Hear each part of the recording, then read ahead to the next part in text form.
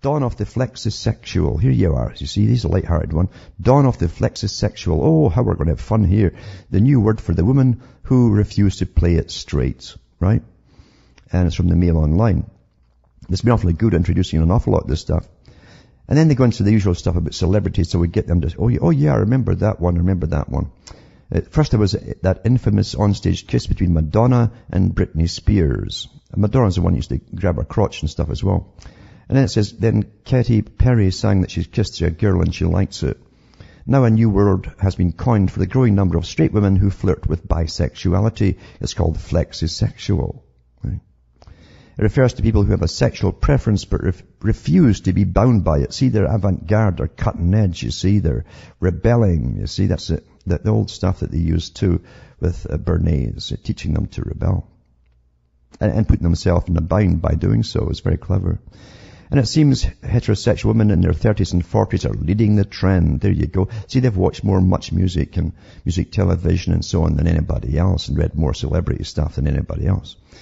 And then they bring in the psychologist, the expert to make it seem okay. Psychologist Dr. Cecilia Felice said, women are often more open to these experiences when they reach their 40s. That's absolute rubbish. Because I knew lots of women in their 40s, much older than me when I was a wee boy, and the stuff did not go on. It just didn't go on. The last thing in their mind. Anyway, liars are awful handy when you're trying to get an agenda across. And so I'll carry on with the liar here. It says, and more confident with their sexuality. If an opportunity presents itself, they may think, why not? Particularly if they have come out of a long relationship.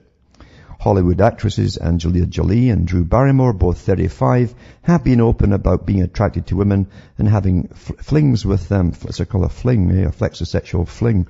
It must be contortion of some kind with a flexisexual. Who cares? Jolie, who is now with Brad Pitt, has been having a sexual relationship with actress Jenny Shimizu, whoever that is. Twice married, Barrymore has been quoted as saying, being with a woman is like exploring your own body, but through someone else. I wonder what person dreamed that one up for her, some scriptwriter. They're awfully good at that. They get little things like that, people, that embed in people's minds, you see. Actress Lindsay Lohan, 24, is among younger flexisexuals. He see it as a trend when she dated DJ Samantha Robinson. I don't know who these people are, and I don't care to know either. She denied being a lesbian and said she was maybe bisexual. She has since returned to seeing men, including some rugby star anyway. So anyway, this is how they're pushing it from the celebrities, because the little people down below tend to emulate it. And of course it's been pushed in school with your guidance counselors. Well, you haven't tried it. Oh, Johnny, there's maybe something wrong with you. You might be inhibited in some way. They actually get told this at school.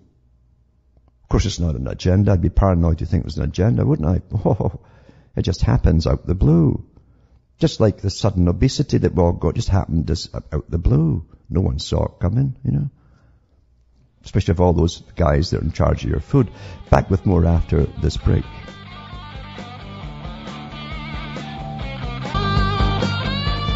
Hi folks, we're back and we're cutting through the matrix. So we've got flexisexuals and metrosexuals and all these sexuals and stuff that keep getting pushed by the media as something nice and wonderful. And I guess they'll say, are you a metro or a flexo? And I've gone to little jokes like that will pop up all over the place in the cartoons and the papers and stuff. But where does it all lead to? Well, we know where it all leads to. It's the destruction of society, as you know. It ties in exactly with the big plans that Lord Bertrand Russell had when he talked about the future, and he tried pre-pubertal sex at his little experimental schools he was given permission to have, where they promoted pre-pubertal sex and even overloading their minds with sexual ideas with the hope that they would never mate with a single individual, like stay with someone steadily, that is, to create a family, because the family had to be destroyed, and they've done a darn good job of it.